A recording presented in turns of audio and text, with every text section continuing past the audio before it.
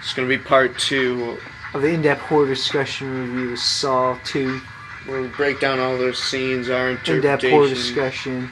Alright, so we left Mr. off... Creepshow 9, L-Mid and JBM. Let's do the recap. So Detective Matthews and that one chick detective... No, so they found the cameras, and they found out in the problem of the room, and they found out the cameras of the house. Cancer. So they see the people in the house, and he comes back. You know, this one Jigsaw's got. We forgot to say that he's got the oxygen mask when he comes back, because the first one, you know, had him hands up.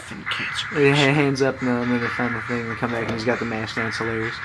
But anyways, so we meet the people trapped in the. No, he doesn't talk to them in depth yet. Because we find out about, obviously, the people trapped all so in. So the people were all trapped, and they're just like, some of them were just waking up. So they and they're all decide to do a freaking house party jigsaw trap for Saw 2 instead of just 2 people. And it's freaking his son's in there. And you're like, okay, the obvious direction to go for the sequel. And it's a black guy, some freaking chick, some other chick, and then the chick from freaking number 1. And Xavier, the Latino guy, is like, you never been drunk before? Yeah, and then some Mexican big old like meathead. And then the white fat guy is just like, I've been drunk. I spent 3 years in college. I know, drunk. These lines are so retarded. This is Kidnap. And it was like, dun, horror moment, dun.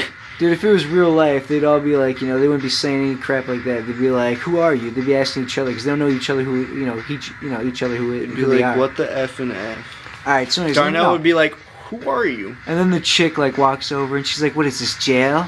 And then freaking the black guy's like, "No, jail." He's like, "Nah, this ain't jail. I've done." She's like, "You done some time?" And he's like, "Yeah." I done time. You done time. We all done time. Shit's retired. All right, anyways. And Shawnee Smith wakes up. Yeah, the freaking chick from number 1. She wakes up. She's there. The screaming queen. And she's like, and she wakes up all in the she's done crazy this before. day. No, and then she wakes up. She's done this before. She immediately like starts. When you first see this, you're like, what the hell? She immediately goes to the bricks, like the fireplace. It's like decayed, and she like goes finds the tape, and freaking plays it, and it's Jigsaw, and he's like, "Hello." Obviously, we gotta repeat that we're gonna be talking about all the spoilers from Saw 1 to Saw 7. Yeah, this is for the fans of the franchise, obviously. If you haven't seen it, unless you want to hear spoilers at the butt. Alright, so anyway, she finds the videotape and it's freaking Jigsaw, and he's like, "Hello." And he's just like, "I want to play a game." And he tells him about the gas, and he's like...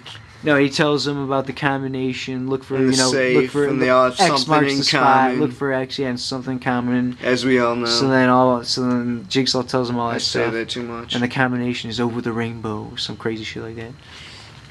And then the slut bitch is like, "What does he mean, gas?" And that's the first line. They mentioned the gas, that freaking... No, and the Jigsaw also was like, "Yeah, the door to this house will unlock in 3 hours, but you will be dead in 2. And you're like, "Oh." One of the reasons why we were fans of this franchise is because we were always... Because every year they came out with a Saw movie for 7 straight years from 2004 to 2010. And made it keep going. And they just kept on writing a clever script with another... Even though our favorites are 1, 2, and we actually didn't... whack, We actually didn't even like Saw 3. It was like way too over the top emotional. Some parts are whack and the other ones... Saw 4 was kind of whack too. It was just like, they just did all a bunch of random traps, and they were just... And then they just hired like random like stupid no-name actors for like to get killed for nothing. And you're like, alright. Filler. But then the story got tight in Saw 6, the ending where Hoffman gets his freaking jaw ripped off. Alright, and then Saw 3, that's dope. Anyway, so we'll review the franchise eventually on our channel, as we know. So where did we leave off? That's when they do the guy opens the door. The door. The chubby white guy opens, and he gets shot in the face. Because they find the key that comes with the note or inside the envelope with the tape. Yeah, and the meathead. Yeah, the meathead macho Mexican's like, "No, I'm gonna go." It says, "Do not use the key on that door," and he freaking does it. Then the ex-frat guy, the ex-overweight frat guy, gets shot. Me too, right and he gets shot right in the face. Oh yeah, he opens it. She's like, "He's testing us, but we have to play by the fucking rules." She's like, "We gotta play by the rules. I've done this before." And you're like, "Oh man, what a movie!" But it's tight because it's Saw, But then it cuts back to at the warehouse, and he's just like, "If I don't see my son again, I'm gonna rip your head off."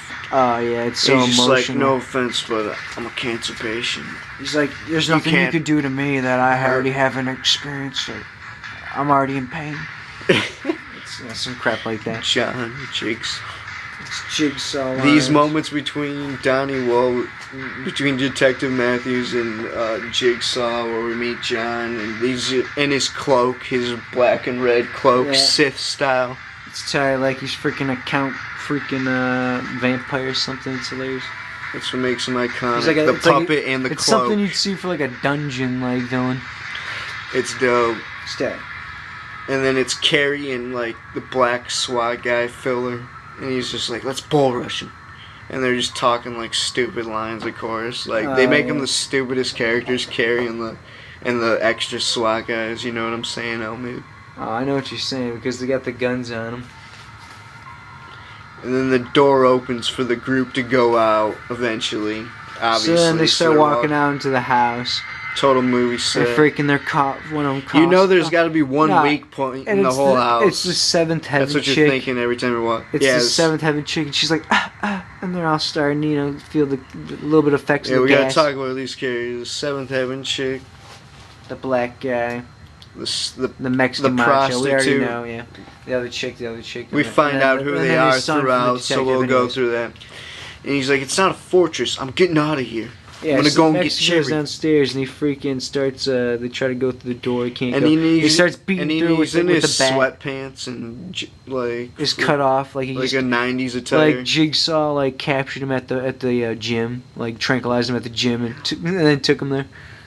I know what the. And then Eric goes to talk to Jigsaw and he's just like, I want to play a game. And he's just like, I want to talk to you. He's like, I just want to talk to you alone. Have your men walk away. He's like, I just want part of your time, and your son will be okay. And Danny will be fine. And he's like, all right, well, and he's just like, all right, Jigsaw. He's like, no, he's that's like, I what can't. You like to be called, huh? He's like, I can't have my men leave. And he's like, then I have to leave the building. He's like, then just leave the freaking room. Jigsaw's hilarious this part. So obviously he plays the walkie-talkie, and he's just like, I thought you like to go by Jigsaw, and he's like. That's what the police and media He's call like, me. that was the press and the police. I never coined the term Jigsaw. I like to go by John. I cut Jigsaw pieces out as a symbol of someone is missing something. He's just like, do you want to play a game? And he asks him for the glass of water. And he's like, I want to play a game. And he like reaches he's out. like, the rules are simple. All you gotta do is just sit here and talk to me. Yeah, we said that. It's tight. And you said it like 20 seconds ago. No, I didn't. I didn't say it specifically in that way. But go on. Go on. And he asked him for the glass of water, and there's like only a little bit left. He's like, can you do me a simple favor? With like his thumbprints. I need a glass of water. And it's like one of those plastic cups, like, like a disposable one. It's all been old. He's been using it like JBM for like a week. Wow. What a cheap shot. Alright, go on. It cuts back to the group arguing. I know, and they're like... Hold up, I gotta say this too. Whatchamacallit, Lionsgate and Jigsaw, Tobin Bell, his performance was very great, and they only hired him just to be... He wasn't even that big of an actor. He didn't get any breaks throughout his career. Who cares how good he was? I'm talking about Tobin Bell's performance, you fag. Well, it was pretty good. I'm saying Lionsgate, after they saw like these scenes with Jigsaw and Matthews, they were like, this guy's good, and they wanted to show more scenes of him. I know, that's the weird thing. Of course, L-Mid doesn't want to talk about in-depth horror. No, I'm in-depth in it. No, yeah, he's sick, and I don't know why they wouldn't even show more from the first. You're fagging it up in this review right I'm fagging it up? Wow. What a cheap shot. Cheap shot. Alright, let's go on. Back to what we were saying. So he gets the glass of water for him, and then he tells him about how his son is in a safe, secure location. He'll have him, once this is all over. So they added more scenes of Jigsaw, like I was saying. John talking, and it's tight. Because he was badass, and he asks what else happens, and then they were like back to the group arguing, trying to figure out what they all have in common.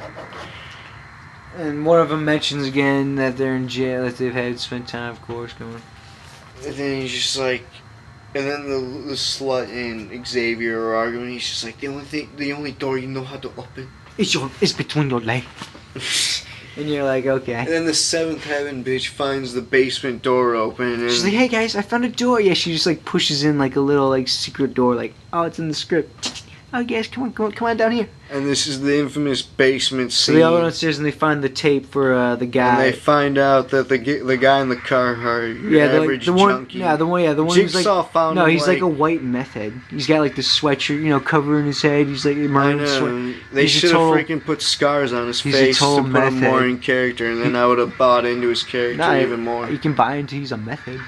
Alright, yeah, anyways, if he had scars so on the his tape's face. playing and Jigsaw's talking to him specifically, and he's just like, "I want to thank you for being an accomplice." Or they find out that he's an accomplice, and they're all listening to it, and they're like, "What the?" And then they make him. And it's the Jigsaw altered voice tape is so. It's tight. They see the antidote inside the furnace, and they all make him go in and get it because he helped them, get him there or tranquilize him or something like that. He's just got all the elements of an iconic horror film. So he's like, "I don't care, guys. Fine." And he goes the in puppet, there. the cloak, the voice, Changer, the altered voice, and the his traps, and his whole reason of doing what he does, make you appreciate things because we're just zombies nowadays, and you just texting away and you don't even appreciate. Anyway, shit. so it was awesome suspense, like you were saying. They make him go in the furnace, and he burns with the syringe, trying to get the two syringes. That'd be the worst way to die, I mean, freaking. Everyone getting burned loved away, that in getting theaters. burned alive, it'd be terrible, dude. Terrible. Everyone loved that scene in theaters. They loved it. I thought they were screaming. And then it cuts back to more scenes of John Jigsaw talking to Eric Matthews and talking about the knowledge of death changes everything. He tells him about how he tried to kill himself. Yeah, he tells his story. He's like, some people could be so ungrateful. No, he's like, yeah, I was diagnosed with cancer, but that's not why I do what I do. People don't appreciate. And he's just like, I got to the point where I just want to commit suicide, and I drove off a cliff, and then they show the scene where he's pulling out like the freaking metal bar out of his freaking stomach after he crashed, and he's like, to my surprise, my body was strong enough, even though I was fighting cancer. It's a tight story. Got battle scars. So it's a tight story, and then he's like, yeah. So then I thought I could put people, and then he's like, I appreciated life after that, He's like, because I lived, and it was crazy. But anyways, so then he's like, I make people, appreciate their lives by, putting a freaking fetus fly trap on their freaking dome. It makes them appreciate their life that way. And it's the seventh heaven bitch, like, slowly dying. She's the first one. Oh, yeah, she's getting in the corner, like, kneeling down, crying. And then it's, like, her, like, Detective Matthews' like, son, like, talking to her, like, hey, it'll be okay. And then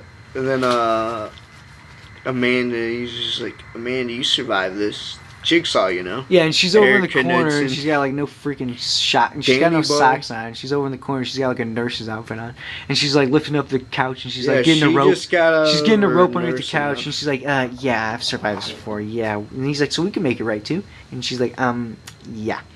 She was like, I was a junkie. Now roll, I was a junkie and flashbacks. Then roll the I was a junkie flashbacks in part 1. So they roll that stock footage, and then freaking. And he's just like, yeah, my dad, he's a real hard ass. And he's like, yeah, my dad, he'd probably have half the city. And he was about to say he's a cop, and then he's like, yeah, he's a hard ass. You should find out that she's like, why don't you talk to the cop that set me up? And he doesn't want to tell her that he's a cop, obviously, because we find out that he's hiding it, because that's what connects them all. Yeah. Anyway, so then the black guy stumbles up, and he's like coughing up blood, all struggling, and they use that as a jump scare. And he's like, oh, and then he's like, we found a door. We found a door. Even though there's like 10,000 of them, but they're like timed to open at certain times. I know. To play Jigsaw's game. Filled. They're all just spread out, standing around. They're like wasting time. It's retired. But anyways, so then they find it. They go and try it. They're breathing in the toxin. But it's like a door that's kind of like locked. It's got like a thing on it, and he's like, and then it's a macho Mexican and then it cuts trying to to the open Latino guy, and he's coughing up blood. And he's like, I got this. Let me open the door. So you feel the suspense of them like going through the breathing in the toxin throughout the movie. And then the chick for the first one's just like, if it's. And he busts the door and like she's like, if the it's got a timer thing goes on off. it, she's like, if it's got a thing on it, it's it's a trap.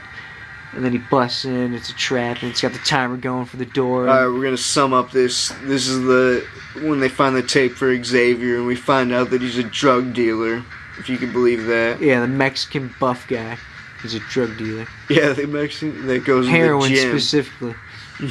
He goes to the gym. He doesn't get high on his own supply. Yeah, he's playing by the rules, dude. He's making profit. He's like Chase Crawford in that movie 12. No, that he's like a movie total fictional movie character. He's like, hey, you know how he's the best he's the best drug dealer in Manhattan. You want to know why? He doesn't get high on his own supply. Alright. No, he's just a and it's the he's just a Mexican meathead. So there's the syringe trap scene when he throws Amanda. He's like, all right, who's the most raggedy in this group? Yeah, so it's his tape, it's his test to go in there. They find the pit below in the middle of the bed right there, and it's all the syringes. If you know, there was no tape for Amanda, so that's why he threw her in there, so that she could experience some pain. That'd be terrible. Freaking. You obviously don't know that she's in on it yet. She screams and she's like. And it's like poor editing, and you can see the syringes without any needles in them. She's like fumbling them around. Not to mention the AIDS and the syphilis you would get from all the syringes in there and everything. It'd be terrible. Yeah, I would have just called it a life. But anyway, so he throws her in there. I would have just called it a life, got in the fetal position, and croaked.